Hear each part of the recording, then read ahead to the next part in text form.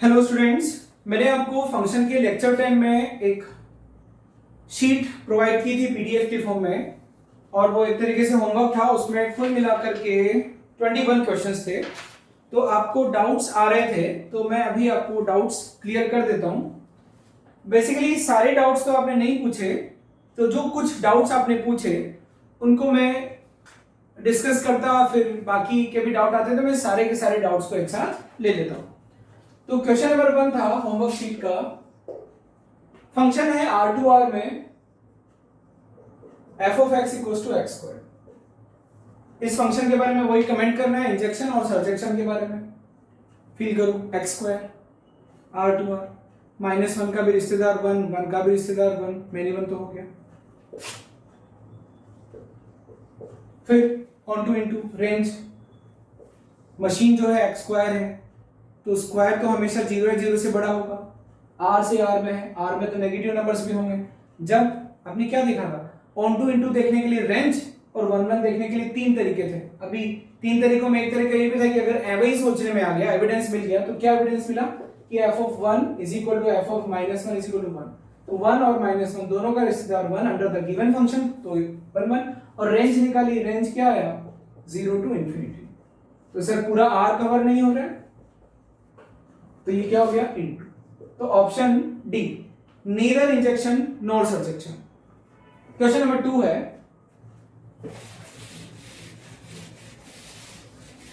Question number 2 है, for the two functions f and g, गोफ injective and surjective. Question number 2 है, गोफ injective भी है यानी 1 1 भी है और ऑन टू भी है। तो आपको बताया which of the following is true. मैंने आपको बोला था बच्चों कि अच्छा इतना लेक्चर मैंने लगाया हुआ है आपको, मतलब वेबसाइट पे आपको दिख जाएगा। तो उस लेक्चर में आप देख रहे हैं how can we check injectivity और सब्जेक्टिविटी ऑफ कंपोजिट फंक्शंस। इस लेक्चर को देखना, आपको ये डाउट दूर हो जाएगा। मैं चाहता हूं कि डाउट आप खुद ही दूर करो। मैंने उस लेक्चर में आपको बता रखा है कि अगर गॉफ 1 1 है, गॉफ अगर 1 1 है तो गारंटी कि f 1 1 ही होगा। मैं पूरा सॉल्यूशन यहाँ नहीं बता रहा हूं क्योंकि वो 40-45 मिनट का लेक्चर है, वहां आपको बहुत अच्छे से सीखने को मिलेगा। और अगर गॉफ ऑन टू है तो ये कंफर्म ऑन टू होगा। आप अभी इतना याद रख लें कि अगर गॉफ 1 1 है तो ये 1 1 होगा और g ऑन टू होगा, तो यानी f को 1 1 होना ही पड़ेगा। अब चूंकि 1 1 है और ऑन टू भी है, तो यहाँ 4 ऑप्शंस हैं, यानी f एंड g। पहला ऑप्शन है g शुड बी सॉरी, पहला ऑप्शन है g and f should be injective and surjective. ये इस तरीके से है कि g and f should be injective and surjective, यानी दोनों को होना पड़ेगा, दादागिरी होगी। जबकि उस लेक्चर में आप देखोगे तो आपको समझ में आ जाएगा, तो सर यहां दादागिरी नहीं चलेगी। अगला है G should be injective and surjective. Actually यहां पर एक छोटी सी प्रॉब्लम है कि यहां पर रेस्पेक्टिवली वर्ड यूज होना चाहिए, ठीक है। वो लेक्चर आप जरूर देखना बच्चों, क्योंकि मैं अगर अभी समझाने लगा ना तो 5 से 10 मिनट चले जाएंगे। वो लेक्चर देखना आपको, वो लेक्चर 11 होगा, लेक्चर 12 होगा। लेक्चर 11 तो ये डिस्कशन है, लेक्चर 12 वो होगा। ये मैं उसको पहले डाल दूंगा, आप देख लेना, आपको समझ में आ जाएगा, लिखा हुआ रहेगा वहां पर। तो दादागिरी हो गई कि f को यहां रेस्पेक्टिवली, तो g क्या हो रहा है यहाँ पर, g इंजेक्टिव हो रहा है, जबकि हम क्या बोल रहे हैं g ऑन टू होना चाहिए, तो ये तो गया। ऑप्शन बी देखो, g should be injective, g should be injective and surjective, ये भी गलत बात है। f should be injective and surjective, ये भी गलत बात है। f 1 1 होना चाहिए, दादागिरी ये है, f 1 1 होना चाहिए और g ऑन टू होना चाहिए। None of them may be subjective or injective. None of them may be subjective or injective. मतलब ये थोड़ा सा क्वेश्चन कंफ्यूजिंग है, तो आप इसको छोड़ देना। बस इतना सा है कि अगर गॉफ 1 1 ऑन टू है, तो मैं आपको बता देता हूं, वो लेक्चर जरूर देखना। गॉफ अगर 1 1 ऑन टू है तो हम चारों ऑप्शंस में से कुछ भी क्यों नहीं सेलेक्ट कर पा रहे हैं, पीछे आंसर भी गलत है। गॉफ में पहले f डिफाइन होगा, फिर g डिफाइन होगा, ठीक है। तो मैं समझा देता हूं, थोड़ा ब्रीफ में समझाऊंगा, लेकिन वो लेक्चर आप जरूर देखना। गॉफ की बात हो रही है, तो गॉफ में मैंने कहा कि 1 1 है, 1 1 है मतलब ए बी सी डी इन सबके रिलेटिव इधर यूनिकली, क्योंकि गॉफ तो ऐसे आ रहा है ना, तो ए का रिश्तेदार 1 2 3 4, 1 1 है मतलब दादागिरी हो गई सर, ये इससे मैपिंग होनी ही चाहिए, ऐसे आ गया। अभी भले ही ऐसे आया लेकिन तो ये अगर ऐसे आया होगा तो ये तो मैनी टू 1 हो गया, तो आपको 1 1 रखना है, तो ये 1 1, ये ऐसे हो गया, ऐसे हो गया और ये ऐसे हो गया। अब आप देखो अभी क्या है, यहां पर ए बी सी डी, अब देखो एफ 1 1 भी है ऑन टू भी है, जी 1 1 भी है ऑन टू भी है। तो एक मन आपका ये कर रहा होगा कि अगर गॉफ गॉफ गॉफ इसको मत देखना, गॉफ में गॉफ अगर 1 1 ऑन टू है, गॉफ अगर 1 1 ऑन टू है, तो हमारा मन कर रहा है ये कहने को कि जी और एफ दोनों 1 1 ऑन टू होने चाहिए। मैं यहां पर एक छोटा सा काम कर रहा हूं, यहां पर जी कर, यहां पर एफ कर देता हूं। अब देखो गॉफ अभी भी 1 1 ऑन टू है कि नहीं, गॉफ अभी भी 1 1 ऑन टू है कि नहीं, हो रहा है 1 1 कैसे, ए का 1 बी का 2 सी का 3 डी का 4 ई का 5, 1 1 हो रहा है ऑन टू। गॉफ को जब ऑन टू देखेंगे सर ये सारे कवर हो रहे हैं, लेकिन गॉफ के 1 1 ऑन टू होने के बावजूद भी जी मैनी 1 हो गया, समझ रहे हो ना, जी हो गया मैनी 1। तो यानी बच्चों इसलिए उस लेक्चर को आप देखना, अगर ऐसा है तो एक ही दादागिरी की एफ को तो 1 1 होना ही पड़ेगा, एफ यानी इसका आंसर होना चाहिए कि अगर गॉफ 1 1 ऑन टू है then f must be 1 1 and g must be onto, g आपका ऑन टू होना ही चाहिए, तब ये हो जाएगा। बाकी वो लेक्चर आप देख लेना, आपको समझ में आ जाएगा। इसका करेक्ट आंसर ये होगा, तो एक भी आंसर इसका सही नहीं है। क्वेश्चन नंबर 3 पर आते हैं। The function made from -1 to 1 to 0 से 2। अभी थोड़ा स्पेसिफिक क्वेश्चन है, इसके लिए आप टेंशन ना लें। इसमें बोल रहा है कि 1 linear function, 2 linear functions, circular function, none of these, ठीक है।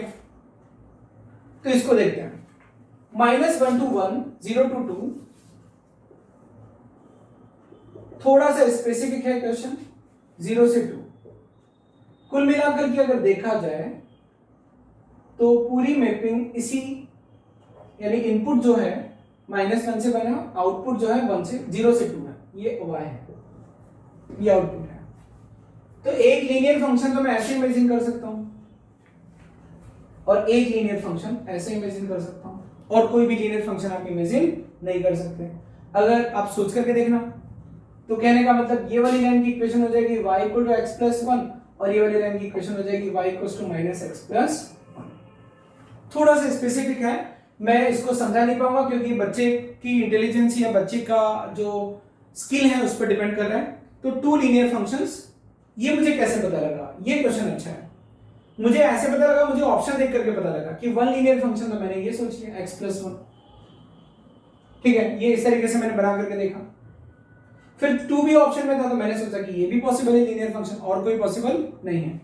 सर्कुलर फंक्शन हम नहीं बना सकते, आप बना करके देखना। सर्कुलर फंक्शन आप बाद में पढ़ोगे, इसलिए आप सर्कुलर फंक्शन का हटा देना दिमाग से, 3 ही ऑप्शन रखना, 1 linear function, 2 linear function, none of this. तो 2 लीनियर फंक्शन में मैक्सिमम बना सकता हूं। अगला क्वेश्चन है, क्वेश्चन थोड़ा स्पेसिफिक है, थर्ड वाला। क्वेश्चन नंबर 4 है, फंक्शन R टू R में है f of x is equal to x square plus x is, पहले वही 1 1 और मैनी 1 पर, ऑन टू और इनटू पर कमेंट करना है। तो y is equal to x square plus x। मैं अक्सर मैनी 1 और 1 1 का फैसला करते टाइम 2 ऐसे इनपुट ढूंढने की कोशिश करता हूं जिनके लिए सेम आउटपुट हो। यहां मुझे मिल गया 0 और -1 के लिए सेम आउटपुट आ रहा है, y 0 हो जाएगा, 0 के लिए भी 0, -1, तो मैनी 1 हो गया। आप ऐसे एग्जाम में भी लिख सकते हो, और बच्चों ये अच्छे क्वेश्चन हैं, बोर्ड लेवल के नहीं है। अब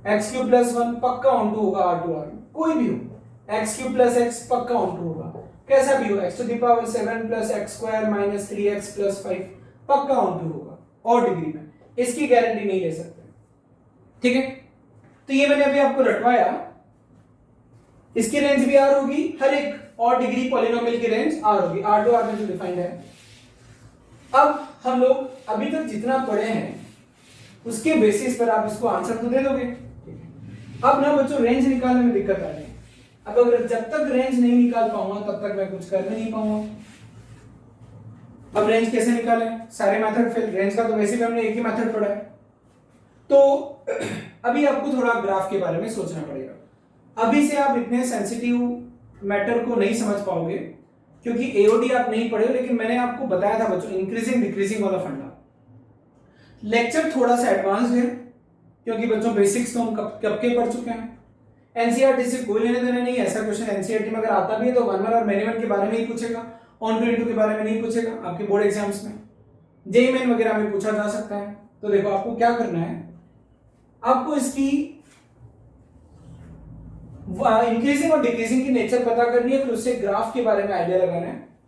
तो देखो ऐसा एक क्वेश्चन मैं आपको करवा चुका था, किसमें, जब एक लेक्चर मैंने शायद लेक्चर 9 होगा, जिसमें मैंने आपको बताया था कि ग्राफ के थ्रू, ग्राफ को देख करके हम कैसे ऑन टू इनटू या 1 1 मैनी 1 का पता लगा सकते हैं। तो हमारे पास y है, अब देखो इसको मुझे मल्टीप्लाई करना है तो क्या हो जाएगा x cube minus 1 plus 2 plus 3। Trick में बताई थी आपको, ट्रिक अगर नहीं पता कैसे मल्टीप्लाई करते हैं पॉलिनोमियल्स को तो आपको YouTube पर मैथ्स ट्रिक्स की जो प्लेलिस्ट है उसमें आपको मिल जाएगा। फिर plus 1 into 2 plus 2 into 3 plus 1 into 3x minus 1 into 2 into 3, ये आ जाएगा x cube minus 6x square plus 6 और 2 8 और 3 11 11x माइनस 6, ये आ रहा है। अब इसके लिए dy बाई dx निकाला, 3x square minus 12x plus 11, ठीक है। अब ये कब ग्रेटर देन 0 होगा, कब लेसर देन 0 होगा, ये हमें पता करना है। तो जानी बच्चों आप जब इसको सॉल्व करोगे तो इसके दो फैक्टर्स आएंगे, x minus alpha, x minus beta greater than 0। फिर अल्फा और बीटा आप यहां रखोगे, ऐसे तो सॉल्व करते थे आप इन इक्वेशन को, थोड़ा सा अच्छा क्वेश्चन है। तो इसका मतलब क्या हो गया कि इधर इंक्रीजिंग होगा, अल्फा और बीटा दो रियल नंबर जहां पर इक्वल टू 0 होगा। अरे भाई x minus 2 into x minus 3 greater than 0 आता था तो कैसे करते थे, 2 और 3 इधर और इधर सेटिस्फाई होगा। इन द सेम वे इधर और इधर, यानी इधर इधर इंक्रीजिंग, तो यानी नंबर लाइन है, इधर इंक्रीजिंग इधर डिक्रीजिंग, ठीक है। तो यानी बच्चों ग्राफ ऐसा आएगा, ऐसा करके फिर यहां से डिक्रीजिंग, फिर ऐसा करके। अब आप देखो डोमेन R है तो रेंज आपकी, अभी मुझे पता नहीं y एक्सिस किधर है, यहां भी हो सकता है, यहां भी हो सकता है, यहां भी हो सकता है, तो रेंज क्या आ रही है, R आ रही है, ठीक है। मुझे पता है थोड़ी दिक्कत आएगी लेकिन खुद से सोचना। मैंने क्या किया, एक बार खुद से सोचना और नहीं समझ पाया तो पूछना, मैं उसी बच्चे को अब आगे बताऊंगा जो पूछेगा, क्योंकि अब मैं लिख करके भी समझा सकता हूं, या अब वेबसाइट पर वैसे भी चीजें इतनी अपग्रेड हो गई है कि अब अगर मैं पेन पेपर पे लिख करके फोटो लेकर के आपको अपलोड भी करके समझा सकता हूं। तो क्वेश्चन नंबर 6 था। तो जब रेंज नहीं निकाल पाते हैं, जब ऑन टू इनटू का फैसला नहीं कर पाते हैं तो ग्राफ के बारे में सोचना पड़ता है। आगे बढ़ते हैं, क्वेश्चन नंबर 7 में फंक्शन है R टू R में डिफाइंड है y is equal to mod of x, ठीक है। तो अभी तो बहुत सिंपल है ना, -1 और 1 दोनों का आउटपुट 1 और range it is always greater than equal to 0, तो क्या हो गया मैनी 1 इनटू, क्योंकि mod of x is always greater than equal to 0, तो मैनी 1 इनटू, पहला ऑप्शन है 1 1 बट नॉट ऑन टू, गया। दूसरा ऑप्शन है ऑन टू, गया। तीसरा ऑप्शन है 1 1, गया। चौथा ऑप्शन है नन ऑफ दिस, तो none of this will be the correct answer. अगला क्वेश्चन है क्वेश्चन नंबर 8, फंक्शन डिफाइन किया n to n, f of x is equal to x square plus x plus 1 n to n।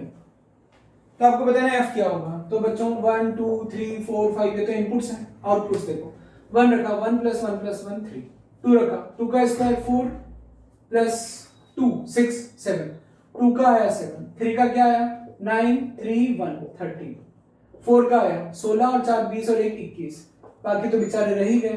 तो इधर भी तो था, N to N में define किया ना, तो सर 1 1 तो हो गया क्योंकि हर एक का यूनिक आउटपुट आ रहा है। लेकिन सर 4 छूट गया, 2 छूट गया, क्योंकि नेचुरल नंबर्स को डोमेन में 1 2 3 4 भी हैं, वो तो किसी के रिलेटिव नहीं है, तो क्या हो गया 1 1 और इनटू। तो ऑप्शन ए है 1 1 ऑन 2, गलत बात। ऑप्शन बी है मेनी 1, गलत बात। सी है 1 1 but not on 2, yes, option C correct. D none of this. Question number 9 है,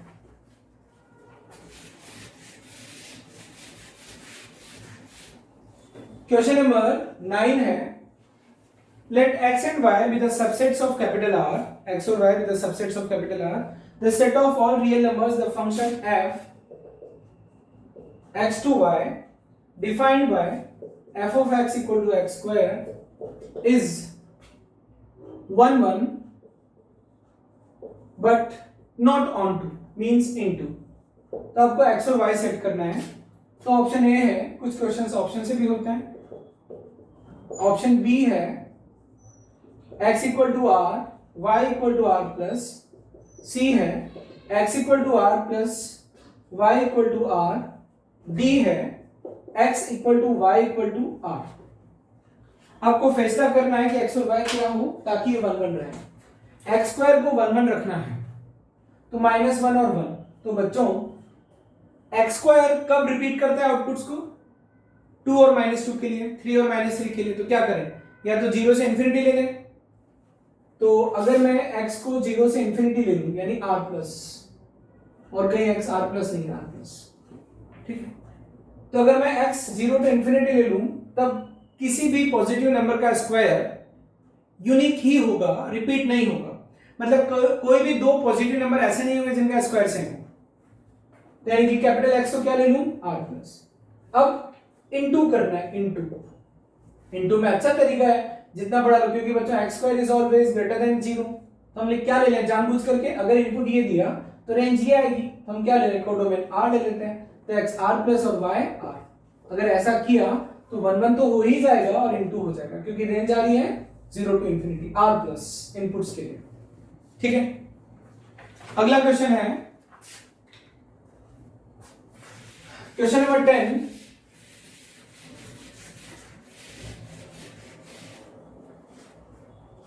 Set A has 3 elements and set B has 4 elements. The number of injective functions that can be defined from A to B. इसके लिए भी अलग से video डाला हुआ है, lecture देखो इस वाले लेक्चर को मैं कहूंगा 11 क्योंकि 10 का होगा, और 12 में मैं डालूंगा मतलब लेक्चर 11 में तो हो जाएगा होमवर्क डिस्कशन, 12 में हो जाएगा गॉफ और फोक का इंजेक्टिविटी सर्जेक्टिविटी, और 13 में हो जाएगा number of injective functions and number of surjective functions, number of total functions etcetera. उसको भी आप देख लेना, फिर इस क्वेश्चन पर आना, डाउट ही नहीं रहेगा ये, आप कर दोगे इसको 1 2 3 A B C D, ठीक है। अब देखो number of injective functions, total number of injective functions हमें बताना है, यानी 1 1 में भी होना चाहिए। एक फंक्शन ये हो सकता है, यानी कितने तरीके से 1 1 फैशन में इन तीन को 3 से रिलेट करा सकते हैं। उस लेक्चर में आप देखोगे तो इट इज लाइक कि 1 को डिस्ट्रीब्यूट करने का तरीका, 1 को 4 किसी से भी रिलेट करवा सकते हैं। 2 को सर एक कंज्यूम हो गया, उसको 2 को नहीं देंगे क्योंकि मेनी 1 हो जाए, तो इंटू 3 इंटू 2 कितना आ गया 24। तो total number of injective functions will be 24। Next question number 11 है, क्वेश्चन नंबर 11 है function defined r minus n to r minus m f of x is equal to x minus m upon x minus n। बच्चों आपने ये linear bye linear किया हुआ NCERT का favourite question है, तो ये 1 1 होता है हमेशा, क्योंकि इसमें एक ही रिलेशन आता है। जब आप ऐसा करते हो तब आपको यही मिलेगा, ऐसा तभी पॉसिबल है जब ये हो, तो ये 1 1 तो हो ही जाना है। इसकी रेंज क्या है r माइनस 1, r माइनस 1, ठीक है। तो यहां पर तो बच्चों दिक्कत हो गई। कैसे दिक्कत हो गई? रेंज डोमेन में तो देखो n नहीं होगा तो उसके लिए तो 1 1 हो गया, लेकिन क्या है ना कि रेंज में 1 नहीं है, 1 नहीं है, और हम लोग डिफाइन कर रहे हैं r माइनस n, यानी कि all real numbers accept m। जबकि बच्चों रेंज होना चाहिए r माइनस 1, तो यानी कहने का मतलब इसमें 1 है ना 1। तो अगर 1 है तो 1 तो किसी से रिलेट नहीं हो रहा है, तो क्या होगा इनटू। तो ये हो जाएगा 11th में 1 1 और इनटू। इसमें आंसर पीछे गलत दिया हुआ है, इसका आंसर आएगा 1 1 और इनटू, 11th में बी आएगा। नेक्स्ट क्वेश्चन है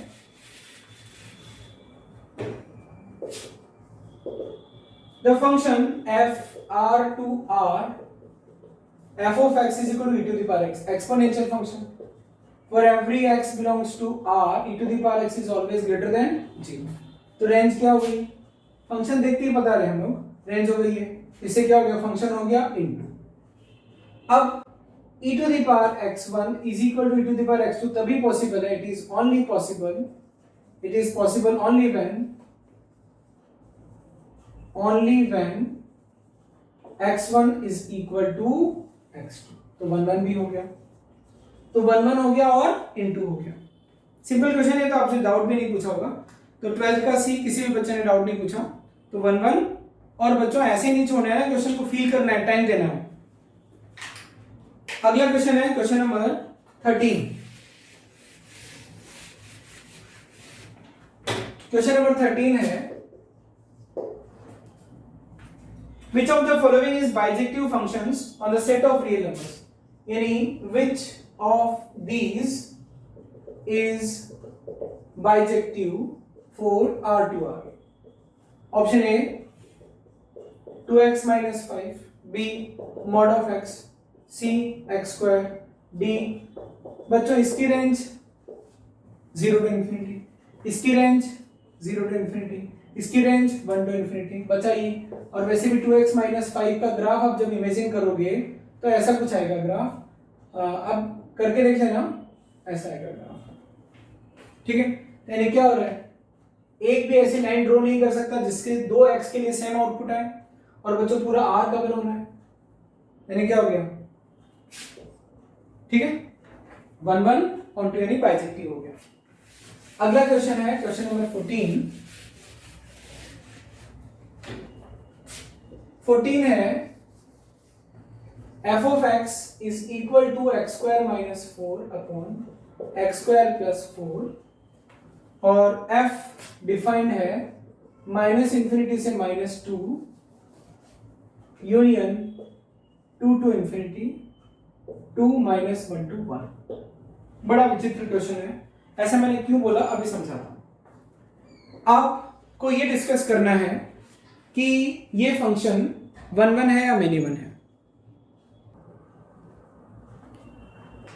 तो और ऑन टू इंटू का भी फैसला करना है। 1 1 मेनी 1 के लिए क्या करते हैं, देखो x1 x2 वाला मेथड उठा रहा हूं, x2 square minus 4 x2 square.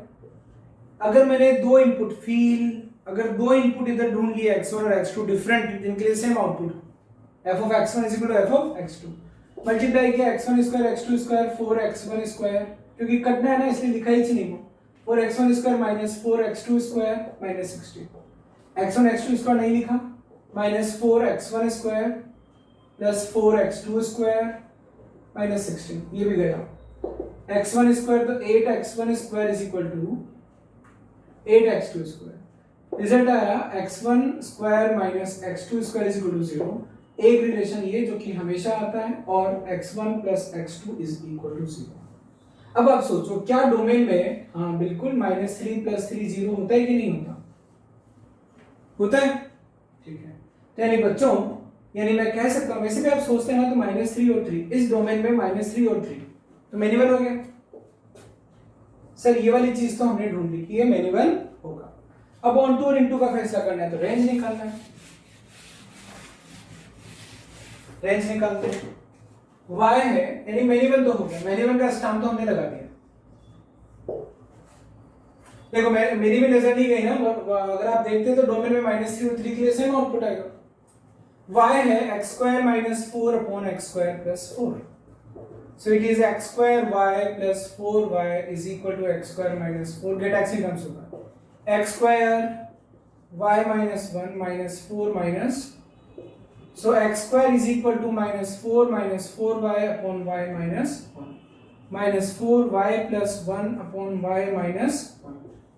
As I know that for the given inputs -infinity to -2 union to 2 infinity, x² will always be greater than equal to 4. आपको ऐसा लग रहा है कि सर आपको पता है, हम लोगों को नहीं समझ आता है। बच्चों एक ही आसान तरीका मैंने जिंदगी में सीखा है, इमेजिन एवरीथिंग, ऑब्जर्व एवरीथिंग। बाकी आपकी चॉइस है, आप अपना फ्यूचर खुद बनाते हो। मैं यहाँ पर फ्रस्ट्रेटेड होकर के नहीं बोल रहा हूँ, जो मैं ऑब्जर्व करता हूँ अपनी लाइफ में, ऐसा नहीं है कि दिक्कत आप ही के साथ होती है, दिक्कत मेरे साथ भी होती है। छोटी सी चीज है, बस छोटी सी चीज, डू योर वर्क और कुछ भी मत सोचो and plan everything for the day after just before you sleep. यहां देखो आप, मुझे क्या करना है, इस पर रेस्ट्रिक्शन लगाना है, कुछ भी करके उसका जुगाड़ है, क्योंकि इस पर जैसे इनइक्वेशन बड़ा बना y हमें मिल जाएगा। तो अब देखो किन इनपुट्स की बात हो रही है, -2 के इधर और 2 के इधर, तो यानी x² पक्का 4 या 4 से बड़ा ही होगा। इधर में रहेगा तो x² क्या रहेगा, 0 to 4 रहेगा। तो इसका मतलब ये हो गया -4 × y + 1 upon y - 1 is greater than equal to 4, +4 से दोनों तरफ डिवाइड किया तो क्या आया, -y - 1 upon y - 1 is greater than equal to कितना, 1। अब -1 ग्रेटर देन इक्वल टू 0 क्या आया, -y - 1 - y + 1 upon y - 1 is greater than equal to 0, ये निकल लिया, -1 + 1 क्या आया, -2y upon y - 1 is greater than equal to 0, फिर माइनस से मल्टीप्लाई किया, 2y upon y - 1 lesser than equal to 0, फिर 0 ये 2 से डिवाइड कर दिया और 1 क्या आएगा, छोटा मतलब छोटा, 1 शामिल नहीं होगा। तो क्या है, range y belongs to 0 to 1, 0 शामिल है और यहाँ क्या है, -1 to 1, तो निपट लिया। क्या हुआ, कोडोमेन है -1 to 1 है ना, और प्रोजेक्टेड आउटपुट्स 0 to 1 इनटू, तो मेनी वन इनटू। तो यहाँ पर क्वेश्चन नंबर 14 में many one into, option C हो जाएगा। क्वेश्चन नंबर 15 देखिए,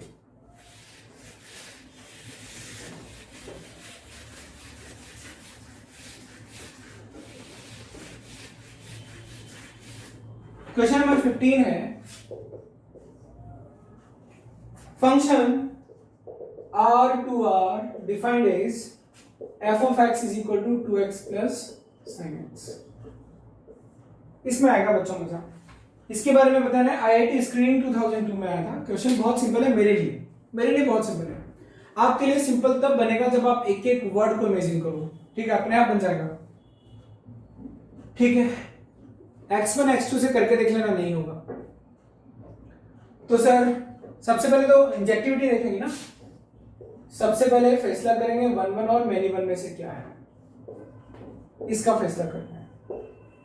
तो 3 मेथड थे, एनसीईआरटी मेथड तो फेल हो गया, डिफरेंशिएशन वाला करते हैं। ग्राफ तो पहला मेथड तो हम कभी लगा ही नहीं सकते, तो या तो बच्चों अप्रोक्सीमेट स्केच बनाने के बारे में सोच, अच्छा इसका अगर अंदाजन ग्राफ मैंने बना लिया तो मैं ऑन टू इनटू यानी रेंज के उससे भी बाहर निकल जाऊंगा, दोनों का फैसला एक साथ कर दूंगा। तो ग्राफ बनाने के लिए हम लोग क्या करेंगे, डिफरेंशिएशन का सहारा लेंगे, इंक्रीजिंग डिक्रीजिंग को डिस्कस करेंगे। dy/dx क्या आया, 2 + sin x, इसकी शक्ल बता रही कि it will always be greater than 0, क्योंकि इसकी औकात है -1 to 1 + 2, ये कुछ नहीं बिगाड़ सकता इसका, ये हमेशा प्लस रहेगा, इसका मतलब फंक्शन इज इंक्रीजिंग। पता है आई एम बिहेविंग लाइक, मुझे पहले से पता है, यस आई नो, इसका ग्राफ मैंने डिस्कस किया हुआ है आपसे, मुझे शक्ल बता रही है इसकी, लेकिन ये सारा टैलेंट आप में पता है कब ग्रो होगा, एप्लीकेशन ऑफ डेरिवेटिव्स के बाद में, लेकिन आप उसका इंतजार मत करो, अभी आपको समझना ही है। अगर अभी समझ लिए तो बाद में सोचो कितना मजा आएगा। This is for the good students, और जिनको अभी धीरे धीरे बढ़ना है, एओडी तक इंतजार करना है, तो इसको स्किप कर सकते हैं। तो फंक्शन इज इंक्रीजिंग, अब इंक्रीजिंग फंक्शन है, 0 पर 0, इधर भी इंक्रीजिंग है, इधर भी इंक्रीजिंग है, तो क्या हो गया, पूरा आर कवर हो गया। अप्रोक्सीमेट स्केच है, इसका ग्राफ ऐसा कुछ आएगा, आपको पता होगा, ठीक है। तो बच्चों पूरा आर कवर हो रहा है ना। और 1 1 और मेनी वन का फैसला कैसे करें? जो फंक्शन ऑलवेज इंक्रीजिंग होते हैं, जो फंक्शन हमेशा बढ़ते हुए होते हैं, वो कभी घूम करके जब पलटेंगे ही नहीं, तो दो जगह पर काटने वाली लाइन भी इमेजिन नहीं कर सकते। जो बढ़ते हुए हैं या जो लगातार घटते हुए हैं, वो फंक्शन हमेशा 1 1 होते हैं। और जो फंक्शन एक बार जरा सा भी ऐसे पलटी मार लेते हैं, इंक्रीजिंग होते होते डिक्रीजिंग हो जाते हैं, उनकी मजबूरी हो जाती है कि वो मेनी वन होंगे ही होंगे। तो जो फंक्शन जिनके लिए dy बाई dx हमेशा ग्रेटर देन 0 है, वो हमेशा 1 1 होगा या मेनी वन होगा, सॉरी 1 1 होगा, या फिर डिक्रीजिंग फंक्शन हमेशा 1 1 होगा। मेनी वन तो हो ही नहीं सकता। इंक्रीजिंग और स्ट्रिक्टली इंक्रीजिंग, यानी जो इंक्रीजिंग है वो 1 1 ही होगा, डिक्रीजिंग है वो 1 1 ही होगा, मेनी वन नहीं होगा। और जो इंक्रीजिंग डिक्रीजिंग होते हैं, यानी जिनके लिए dy बाई dx कुछ x के लिए ग्रेटर देन 0, कुछ x के लिए लेसर देन 0, वो क्या होते हैं? वो होते हैं मेनी वन। क्योंकि जो बढ़ता हुआ ऐसे मुड़ जाएगा, तो वो लाइन हम लोग इमेजिन कर सकते हैं। ये जो कॉन्सेप्ट मैंने बताया आपको R2R के लिए बताया। क्वेश्चन नंबर 16 की बात कर रहा हूं, तो यानी 15 से क्या सीखेंगे सर? कुछ अंदाजन ग्राफ का अंदाजा ले लेते हैं और वो सिर्फ इंक्रीजिंग डिक्रीजिंग से पता लग जाता है। तो dy बाई dx जहां ग्रेटर देन 0 होता है, उन x के लिए ग्राफ इंक्रीजिंग, और जहां dy by dx lesser than 0 होता है, उन x के लिए graph decreasing. A function f from set of natural numbers to integers, function of n is defined as n minus 1 by 2, n is odd, अगला है minus n by 2, n is even। ठीक है, तो R2R में होता तब तो फिर भी टेंशन लेते हैं। अब क्या हो गया, n इनपुट्स हैं। पता है बच्चों, मेरा फंक्शन, मैं ये नहीं बोल रहा हूँ कि मैं बहुत फाड़ू टीचर हूँ, लेकिन मुझे एक चीज पता है कि मेरा ऑब्जर्वेशन बहुत अच्छा है मैथ्स में। बाकी में मुझे नहीं पता, लेकिन मैं कोशिश करता हूँ। तो जितना ज्यादा सोचोगे उतनी अच्छी मैथ्स होगी। ठीक है, मुझे कॉन्फिडेंस है, मैं हर साल जेईई मेन के सारे क्वेश्चन बना लेता हूँ। एडवांस के कुछ 1-2 प्रॉब्लम मुझे ऑन टाइम नहीं बनता है, आगे पीछे बनते हैं। तो मैं अपने आप को समझता हूँ कि I am a good teacher for you. ठीक है, और अपने लिए भी, बिकॉज आई एम ऑनेस्ट। तो I just want to give you one advice, feel अंदर तक, अपने हृदय की गहराइयों तक फील करो, यू विल एंजॉय मैथमेटिक्स। ठीक है, अब मुझे पर्टिकुलर निखिल तिवारी से बात करनी, उसने कहा था कि सर वीडियो छोटे छोटे बनाया करो। पता मैं कैसे बनाऊं? पूरे 21 क्वेश्चन है तो उनका डिस्कशन तो पूरा लूंगा ना। अब मैंने कोशिश की है 2 लेक्चर और डाले हैं, तो मैंने ब्रेक करके डाला है। तो क्या होता है कि एक टॉपिक जब पूरा होता है तभी तो मैं ब्रेक करूंगा। अब उस एक टॉपिक को अगर मैं ब्रेक कर दूं, फिर अगले दिन पढ़ाऊं, तो आप डाइवर्ट हो जाओगे। तो सीधा सा तरीका है, अब ये प्रॉब्लम ना वेबसाइट पर नहीं आएगी। यूट्यूब पर तो आपको क्या करना पड़ता था, ढूंढना पड़ता था। अभी वेबसाइट पर वो वहीं पर रखा हुआ है, आपको सिर्फ क्लास चूज करनी है, सब्जेक्ट चूज करना है, फिर आपको वीडियो सामने होंगे। आज आपने जितना देखा, नेक्स्ट डे आपको पता रहेगा, वहीं पर जाकर के क्लिक कर लो, यूट्यूब पे ढूंढना नहीं पड़ेगा। और यहाँ वेबसाइट पर आपको इजीली एकदम मिल जाएंगे। ऐसे नहीं मिलेगा फिजिक्स का लेक्चर 1, केमिस्ट्री का लेक्चर 2, मैथ्स का लेक्चर 3। आपको मैथ्स की जगह मैथ्स के मिलेंगे चैप्टर वाइज, फिजिक्स की जगह फिजिक्स मिलेंगे। इसीलिए तो बच्चों वेबसाइट बनाया गया है। और डाउट्स के लिए भी ऐसे किया गया। पहले डाउट जब आप पूछते थे तो वो कमेंट बॉक्स में पड़े हुए रहते थे, हमें दिखते नहीं थे, तब देखते थे तब रिप्लाई कर देते थे। अभी क्या है, as you ask the doubt will get the message. तो मैसेज मिलते हैं, हम लोग उसको सॉल्व कर देंगे, और जैसे ही आपको क्वेरी का आंसर मिला, you will get the message that your query has been solved. इसीलिए साइन अप कर लो जितना जल्दी हो सके। अब 6, 7 ये क्या है, सारे नेचुरल नंबर्स, इनपुट्स हैं n, फील कर रहा हूं। अब मशीन की कंडीशन है, अगर इनपुट ऑड है तो इस हिसाब से आउटपुट आएगा, इवन है तो इस हिसाब से आउटपुट आएगा। तो ऑड है तो 1 - 1, एक बार रट लो, बार बार वरना देखोगे। अगर ऑड इनपुट मशीन में डाला तो -1 करके /2, और अगर इवन डाला तो -आधा। ऑड -1/2, इवन आधे का माइनस, ऑड -1/2, इवन आधे का माइनस, ऑड -1/2, इवन। तो देखो आप किस पैटर्न में आउटपुट आ रहा है, ऑड -1/2, 0 कवर हो गया, माइनस, इंटीजर्स क्या होते हैं, ये तो होते हैं। देखो कैसे कवर हो रहा है, ये आया ये आया ये आया, फिर ये आया ये आया, फिर ये आया फिर ये आया। इस तरीके से सारे नेचुरल नंबर्स सारे इंटीजर्स को कवर कर लेंगे तो क्या हो गया, कोडोमेन पूरा ढक गया, मतलब ऑन टू, और 1 1 तो है ही, ठीक है। तो 15 हो जाएगा 1 1 and onto, option A. Next question number 16 है,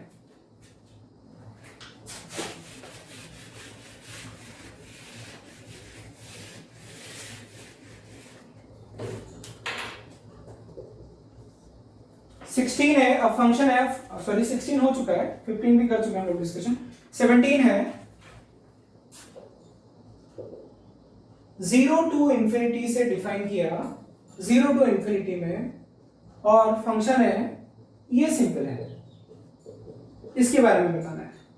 तो पहले x1 x2 वाले मेथड से कर लेते हैं। तो f ऑफ x1 दो इनपुट इमेजिन किए, देखो मुझे गोला भी दिख रहा है, ये a है ये b है, इधर 0 टू इंफिनिटी नंबर्स हैं। तो इधर में यानी इसमें x1 x2 दो डिफरेंट इनपुट अगर हमने ढूंढ लिए जिनके लिए सेम आउटपुट है तो फंक्शन मेन्यूअल हो जाएगा, x1 upon 1 plus x1, x2 upon 1 plus x2, यानी x1 और x2 के लिए same output, x1 plus x1 x2 is equal to x2 plus x1 x2, x1 x2 से कटा एक ही केस आया, यानी दो डिफरेंट x पॉसिबल नहीं है, तो क्या आ गया 1 1 आ गया। अब रेंज निकालते हैं, y है x upon 1 plus x, y plus x y is equal to x, x y minus 1 minus y, x minus y upon y plus 1, x r नहीं है तो जो कंडीशन x पर है यहां लगा दो, सिंस x इज greater than equal to 0, so हमें बस ये तो करना होता है get x in terms of y, फिर इस पर कंडीशन लगानी होती है। अगर x बिलोंग्स टू r होता तो बोलते थे कि सर r ही मिलेगा बस y नॉट इक्वल टू 1, लेकिन अभी x रेस्ट्रिक्टेड है, इनपुट रेस्ट्रिक्टेड है, माइनस से मल्टीप्लाई किया तो y अपॉन y माइनस 1, तो रेंज क्या आई 0 से 1, छोटा मतलब छोटा, 1 शामिल नहीं होगा, तो रेंज आई 0 टू 1। तो रेंज अगर 0 टू 1 आ गई यहाँ तो सर कोडोमेन में तो भरा पड़ा है 0 टू इंफिनिटी, 0 टू 1 यानी कोडोमेन को कवर नहीं कर पाया, तो 1 1 इनटू यानी ऑन टू नहीं है। क्वेश्चन नंबर 17 1 1, ऑप्शन ए है 1 1 एंड ऑन टू नहीं आएगा, ऑप्शन बी है 1 1 एंड नॉट ऑन टू, तो ये आ जाएगा। ऑप्शन सी तो आ नहीं सकता 1 1 बट ऑन टू बट 1 1 नहीं है ऐसा बोल रहा है, और डी है नीदर 1 1 नॉर ऑन, यानी बी आ गया 1 1 but not onto. Question number 18 देखिए, क्वेश्चन नंबर 18 है, फंक्शन जो दिया है आपको R2 S में डिफाइंड है, f of x is equal to sine x minus √3 cos x plus 1, बोल रहा है कि is onto. Function R2 S में डिफाइंड है, S का पता नहीं है, R set of real number से ऑन टू है, इसका मतलब S पूछा है तो S क्या होना चाहिए रेंज, इस फंक्शन की रेंज निकालनी है, तो y है sin x minus √3 cos x। बच्चा आप 11th में पढ़े थे a sin x plus b cos x, input कुछ भी हो ये हमेशा √a square plus b square से लेकर के √a square plus b square होता है, ठीक है। इसका वजह भी था लेकिन अभी मैं डिस्कस नहीं करूंगा, आपको पता होना चाहिए। और ये क्या हो जाएगा minus √a square plus b square, 1 plus √3 का स्क्वायर 3 यानी 2, तो 1 प्लस 3 यानी 4 का स्क्वायर रूट माइनस 2 2, तो बच्चों y हो गया minus 2 2 2 plus 1, since for every x belongs to r sin x minus √3 cos x is from minus 2 to 2 plus 1, तो यानी y will be from minus 1 to 3, यानी s क्या होना चाहिए, s होना चाहिए माइनस 1 to 3। अगर s ये हुआ तो फंक्शन हो जाएगा ऑन टू। क्वेश्चन नंबर 19,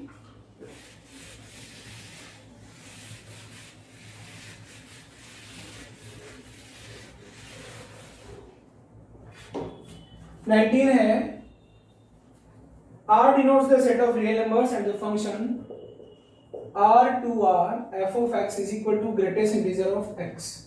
अब 1.2 का आउटपुट भी 1, 1.3 का भी 1, तो हो गया मैंने 1। Range sir for every real number, for all real numbers it is always an integer. तो यानी बच्चों कोडोमेन आर में से सिर्फ इंटीजर्स ही कंज्यूम होंगे। इधर 1.1 1.2 दोनों का आउटपुट सेम है, तो क्या हो गया मेनी 1 इन 2, तो 19 में आ जाएगा 1 1 ओनली, गलत। मैनी 1 है ना ये तो। फिर ऑन टू ओनली, गलत, इनटू था। बोथ 1 1 ऑन टू, गलत। डी है नाइदर 1 1 नॉर ऑन टू। अगला क्वेश्चन है f of x is equal to, question number 20, question number 20 है f of x is equal to x plus root over x square, defined है r to r, और पूछा है कि इसके बारे में कमेंट करो। वही इंजेक्टिविटी सब्जेक्टिविटी। तो y इज इक्वल टू क्या आ गया, x plus mod of x, इसको डिफाइन कर देते हैं। y will be equal to 2x अगर x पॉजिटिव हो, पढ़े हो ना मॉडुलस फंक्शन, और अगर x नेगेटिव हुआ तो क्या हो गया 0। फील करो इसको, जितने भी नेगेटिव इनपुट्स हैं उन सबके लिए आउटपुट 0, तो हो गया मैनी 1। यकीन ना है तो -1 रख करके देख लो इसमें, -1 -2 -3, -1 + 1 0, -2 + 2 0, -3, यानी हो गया मैनी 1। अब रेंज की बात करते हैं।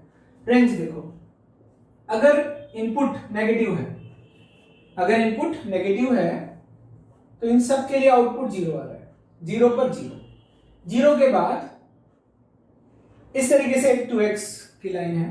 तो आप देखो ये कभी तो आउटपुट आई नहीं, इनपुट नेगेटिव है तो आउटपुट 0, इनपुट पॉजिटिव है तो आउटपुट भी पॉजिटिव, 2 × पॉजिटिव तो नेगेटिव, कोडोमेन में नेगेटिव भी तो है, यानी क्या है इसकी रेंज आई, इस फंक्शन की रेंज आई 0 से इंफिनिटी, और कोडोमेन क्या है r, तो इसका मतलब ये फंक्शन हो गया इनटू, क्योंकि बच्चों रेंज ने ओवरलैप नहीं किया कोडोमेन को। अगला क्वेश्चन है, तो 20 का ऑप्शन ए है इंजेक्टिव, बी है सब्जेक्टिव, सी है बाइजेक्टिव, डी है नन ऑफ दीस। तो इंजेक्टिव तो नहीं है, सब्जेक्टिव ऑन टू नहीं है, बाइजेक्टिव कहां से होगा, डी है नन ऑफ दीस। उसके बाद में question number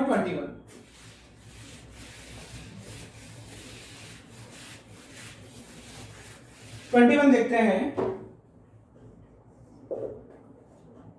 x Y belongs to real number, ये ऐसे ब्रैकेट में लिखा हुआ है, टाइपिंग एरर है।